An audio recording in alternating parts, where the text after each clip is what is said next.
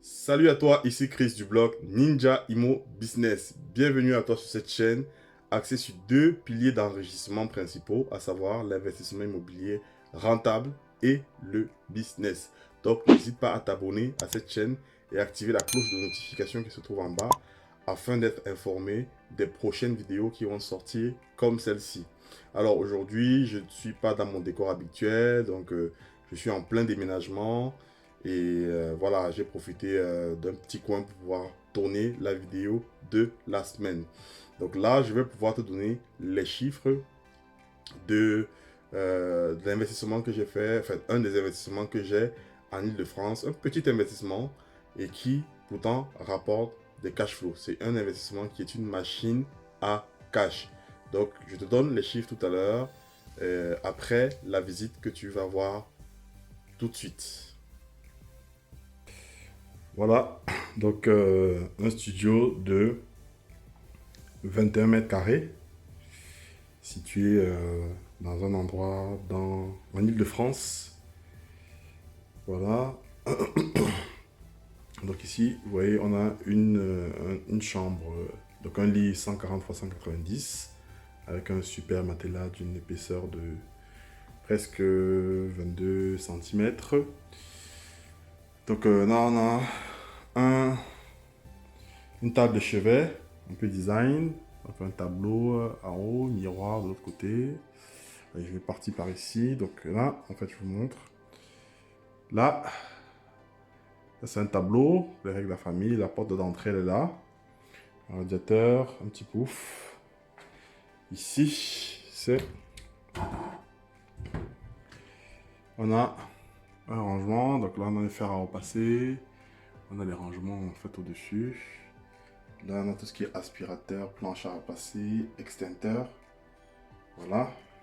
Donc, c'est plutôt pas mal. Ensuite, hop, pardon. Là, c'est actuellement, ça c'est un bureau. Un super papier peint pour l'originalité. Table télé et une télévision, une Smart TV là en bas. Ici, petite lampe. Ensuite, espace cuisine. Donc on a deux tabourets barres. On a une barre par ici. Ensuite, on entre dans la cuisine. Donc, lave-linge, réfrigérateur. On a tout ce qu'il faut. Micro-ondes, machine à café, bouilloire, tout ce qu'il faut. Hein. Franchement, sopalin, tout ce qu'il faut comme couvert. On en a. Hop là! Donc, les couverts sont bien là. Donc ici, c'est la suite de la cuisine. Donc, on a la haute par là, plaque vitrocéramique à 4 fours, 4 foyers, pardon. Donc là, on a la suite des casseroles hein, par là. Petite poubelle de cuisine. Voilà, je vous montre la vue par ici. Donc un petit studio. Je vais vous montrer ce qu'on peut faire avec parce que j'ai plusieurs personnes qui me disent « Ah, c'est difficile de trouver des biens rentables en Île-de-France. » Juste avec ce petit exemple, je vais vous montrer que c'est possible. Et là, ici, donc on a un autre espace de rangement qui est plutôt pas mal là. Ensuite, on ouvre la porte pour entrer dans la salle d'eau. Voilà. Donc la salle d'eau, elle est là. Voilà, lavabo, un espace de rangement. C'est pour nettoyer. Miroir. Hello. Alors, c'est le WC par là. Panier à linge par ici. Et espace douche par là. Ça, c'est le coffrage pour le ballon d'eau chaude. Vous voyez, petit rangement. Petit tableau de déco. Voilà, la vue par ici. Donc, alors, je vous explique. Donc là, je suis venu aujourd'hui dans cet appart parce que je le loue en courte durée pendant un mois.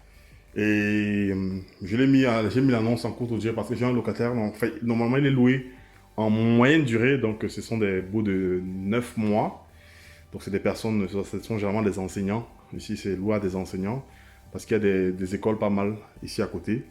Et ben, j'ai eu un enseignant qui est parti là récemment, il a fait 9 mois. Et là, c'est un autre enseignant qui est en train d'arriver. Pardon. Bon, on a un peu sali, le papier peint, c'est pas grave.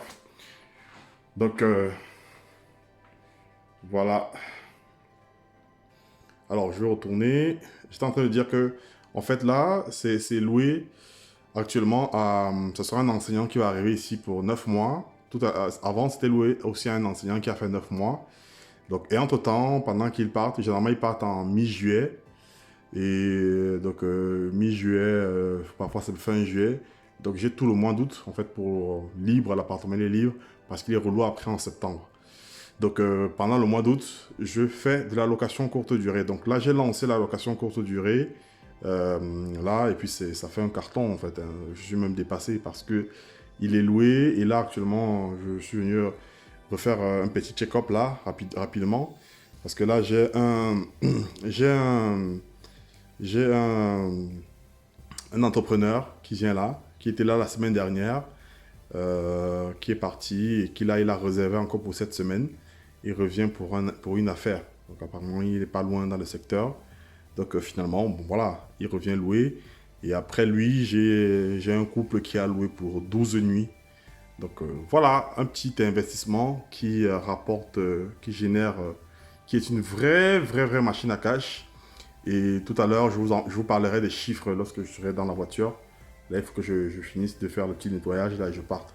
Voilà, comme c'est juste pour un mois, je n'ai pas besoin de déléguer, en fait, une dame de ménage et tout ce qu'il faut. Parce que finalement, ce ne serait pas intéressant de le faire juste pour un mois. Donc, c'est pour ça que je passe le faire moi-même. En plus, je suis en vacances, donc il n'y a pas de souci. Voilà. Donc, c'est là la petite visite du jour. Donc, une visite terrain pour vous montrer. Et là, ça, c'est la boîte à clés. C'est la boîte à clés. Donc, là, pour les clés, c'est fixé, ce sera fixé dehors. Pour les clés pour l'entrée automatique. Voilà, les ninjas, c'était pour vous présenter un peu à quoi, enfin, sur visite sur le terrain, comment est-ce qu'on peut aménager un studio de 21 mètres carrés et en faire une machine à cash. Donc, les chiffres, genre, je les donne tout à l'heure. Et pour vous montrer à quel point, en Île-de-France, c'est possible de faire des investissements rentables. Et c'est aussi possible d'acheter très moins cher et de pouvoir rentabiliser. Voilà, je vous donne les chiffres tout à l'heure lorsque je serai dans la voiture. Allez, à plus tard les ninjas. Ok, re-bienvenue. J'espère que déjà ça se passe bien de ton côté. Avec la canicule en cet été 2020, ce n'est pas évident avec cette chaleur.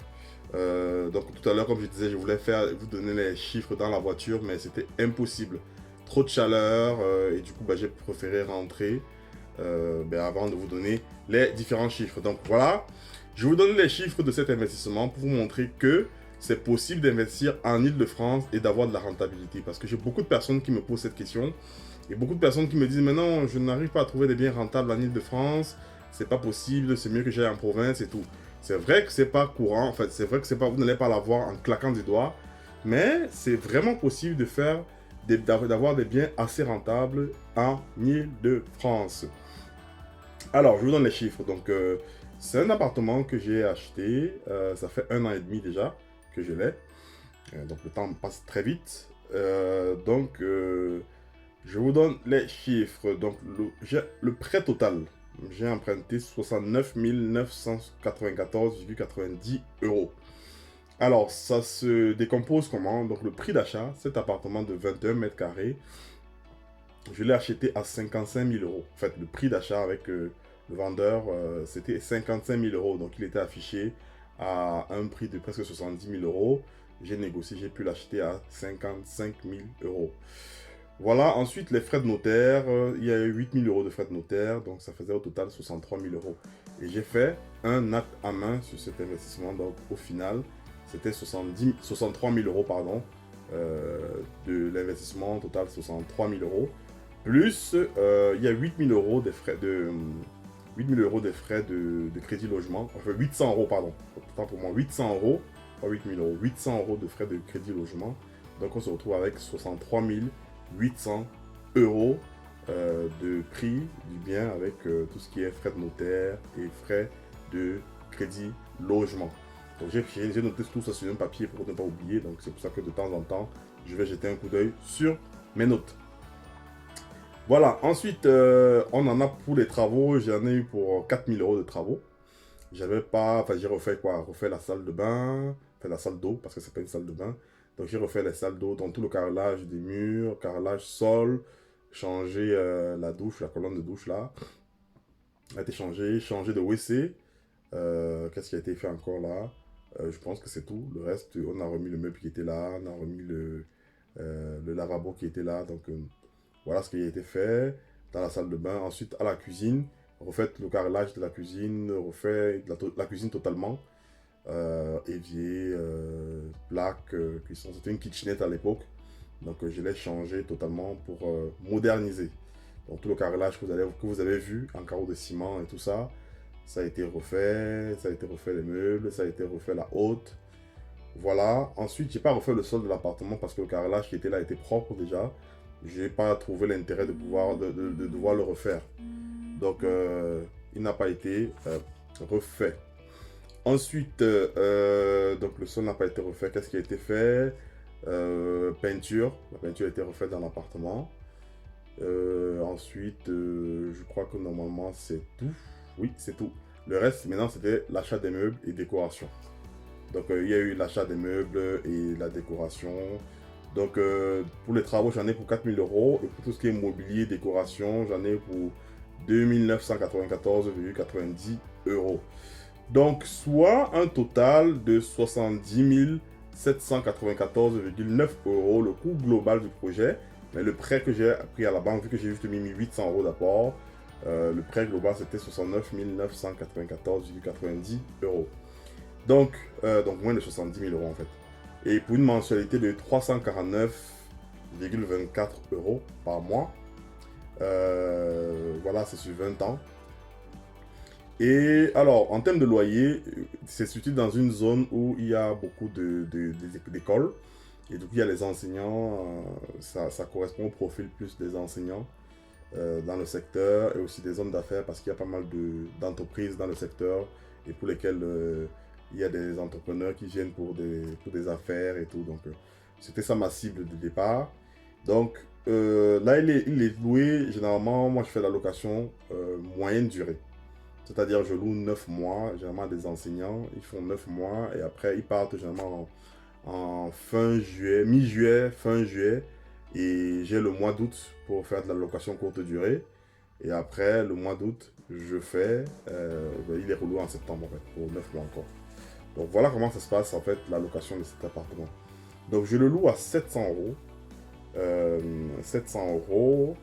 C'est-à-dire charge comprise, 700 euros, il y a de l'eau, parce que, voilà, je vous rappelle, l'appartement en lui-même, il n'a pas de charge de propriété. C'est un appartement qui est seul comme dans une petite maison indépendante, donc aucune charge de propriété, simplement moi je paye Veolia pour l'eau, et ben, l'électricité, pour le dernier locataire qui était là, moi j'ai payé l'électricité parce que voilà, il ne voulait pas faire un abonnement, il voulait payer tout l'ensemble, donc voilà. Et donc du coup, en fait, je le loue à 700 euros. Alors, 700 euros, la taxe foncière c'est 380 euros l'année, ce qui ramène au mois, donne 31,6 euros. Assurance PNO, donc propriétaire non occupant, j'en ai pour 100 euros environ hein, par an, donc ça me fait 8,3 euros par mois. Le comptable c'est 100 euros par an pour ça, parce que c'est un bien supplémentaire que j'ai parmi plusieurs autres lots. Donc avec mon comptable c'est pas 100 euros par bien supplémentaire. Et comme ça fait partie des biens supplémentaires, c'est 100 euros pour lui. Donc, ce qui fait que ramener au mois, ça me fait 8,3 euros de mensualité pour lui en termes de comptabilité. Alors, la CFE, on est à 150 euros. Donc, ce qui fait qu'on est à 12,5 euros par mois.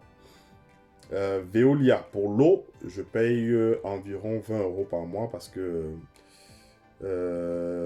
normalement c'est même moins de 20 euros. Bon, j'arrondis, c'est 18 et quelques euros, mais moi j'arrondis à 20 euros par mois. Ensuite, et en plus, c'est parce que j'ai pris aussi une autre option, c'est l'option d'intervention des techniciens sur la rue, si jamais il y a un problème d'eau. une fuite, ils peuvent intervenir dans la rue pour pouvoir creuser les canalisations et puis réparer ce qu'il faut réparer. Donc j'ai pris cette option-là aussi, c'est pour ça que ça remonte à ce prix-là. Donc c'est 18 euros. Sinon, en temps normal, je dois être à 15 euros par mois. Mais bon, j'ai pris tout ça et j'ai arrondi à 20 euros. En fait, c'est 18 et quelques euros. Électricité, 60 euros par mois. Vu que je le fais en location moyenne durée, et pour certaines personnes, je ne mettais pas l'électricité. Mais pour le récent, là, moi, j'ai mis de l'électricité, 60 euros par mois. Voilà, donc comme là, tout à l'heure, je vous ai dit qu'il y a un prochain, notre ancien qui va entrer. Lui, il va entrer et puis lui, je ne mettrai pas l'électricité dans le loyer et il s'occupera de lui-même de payer son électricité.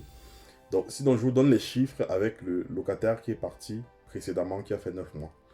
Donc un loyer de 700 euros, ce qui fait qu'au total, si je calcule les charges, je les ramène, bon, disons annuellement. Annuellement, en les ramenant annuellement, ça nous fait 1690 euros de charges annuelles. Pour un loyer de 700 euros x 12 de 8400 euros. Donc, quand on fait 8400 euros divisé par 70 794,9 euros, qui est le coût global, parce que je rajoute les 800 euros d'apport de crédit logement que j'ai eu à mettre de ma poche sur cet investissement. Donc, c'est un investissement sur lequel j'ai juste mis 800 euros. Et au final, donc, on se retrouve avec 11,86% de rentabilité brute. 11,86% de rentabilité brute en Île-de-France.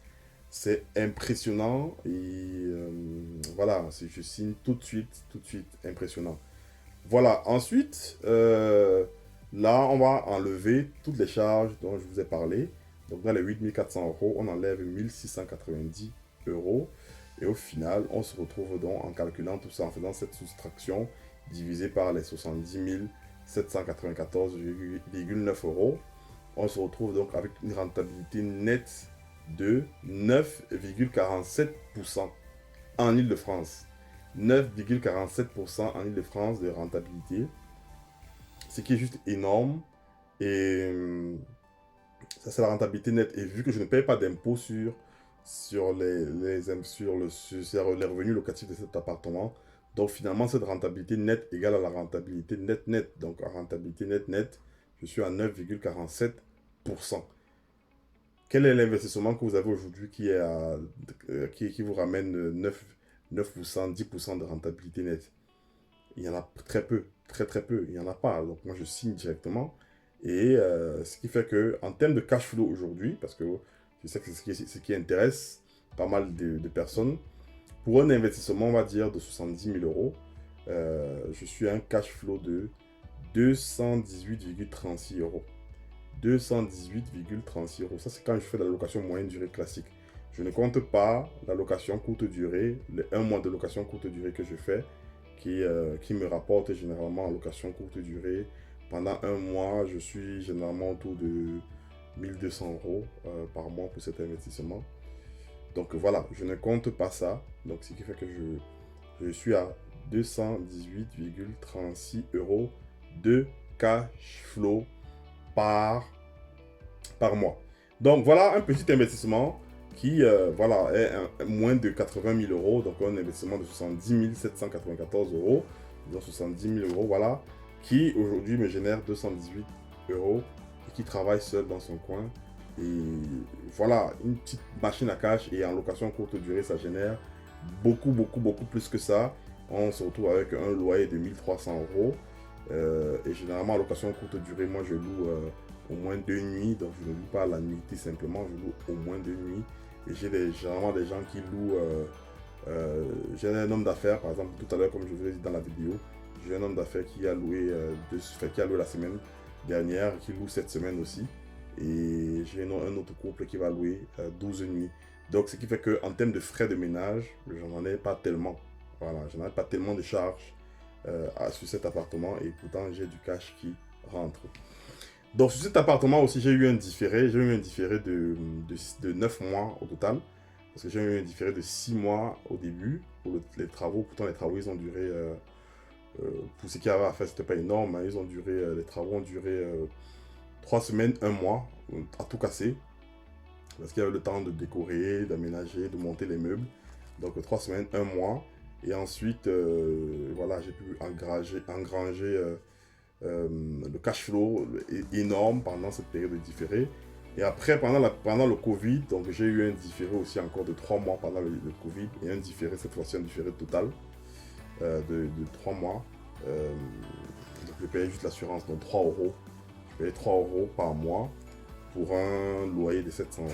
Donc voilà, je vous laisse imaginer 3 euros par mois pour un loyer de 700 euros. On explosait les rentabilités avec ce petit investissement en Île-de-France. Donc voilà en gros les chiffres de cet investissement pour vous montrer que c'est possible de faire des choses super avec des investissements en Île-de-France sans forcément sortir énormément d'argent. Il faut juste connaître les zones et puis voilà, investir dans ces zones-là. Et bon, ça, je ne vous le cache pas, c'est l'investissement en Île-de-France pour moi qui est le plus éloigné de mon secteur. Mais parce que j'ai vu l'opportunité et je me suis dit, attendez, l'opportunité elle est intéressante, elle est puissante. À ce prix, puisque le prix d'achat, je l'ai acheté à 55 000 euros, si on veut dire au prix simple. 55 000 euros, sans charge de copropriété et tout, c'est plutôt énorme, quoi. Donc, même si c'est l'investissement aujourd'hui qui est plus hors de ma zone en Île-de-France, mais c'est l'investissement qui tourne seul et qui rapporte son cash flow. Donc, il y a pas mal de secteurs encore en Île-de-France où c'est intéressant de pouvoir investir. Voilà, les amis. Et ensuite, je vais quand même vous donner le secteur. Hein, c'est dans le 78. Voilà. C'est dans le 78, dans les Yvelines. Il y a encore possibilité d'avoir des bons investissements dans le 78. Voilà, les amis, en gros, les chiffres que je vous ai donnés par rapport à cet investissement, les ninjas, pour vous encourager en vous montrant que normalement, en temps normal, moins tu prends de risques, moins tu as de rentabilité. C'est-à-dire que ne t'attends pas à avoir un cash flow de 500 euros. Si tu t'attends pas à avoir un cash flow de 500 euros si tu investis moins de 100 000 euros par exemple, quoi. Donc en temps normal c'est ça. Mais après il y a quand même quelques exceptions qui permettent de pouvoir au moins générer des cash flows comme ceci de 218 euros avec un investissement de moins de 80 000 euros, quoi. Donc avec un investissement de 70 000 euros. Voilà, en gros, les ninjas, les chiffres. Dites-moi ce que vous en pensez. Dites-moi si c'est bon pour vous. Dites-moi si vous avez des questions par rapport à ça. Posez-les-moi en bas. Je serai heureux de vous répondre. Donc, j'ai vraiment appliqué la technique de l'acte à main. J'ai fait une vidéo à ce propos, hein, sur l'acte à main. Vous trouverez ça quelque part ici. Et ça pourra vous aider. Allez, les ninjas, c'était tout pour cette vidéo. Je vous dis à la prochaine. Vous êtes sur la bonne voie et à la prochaine.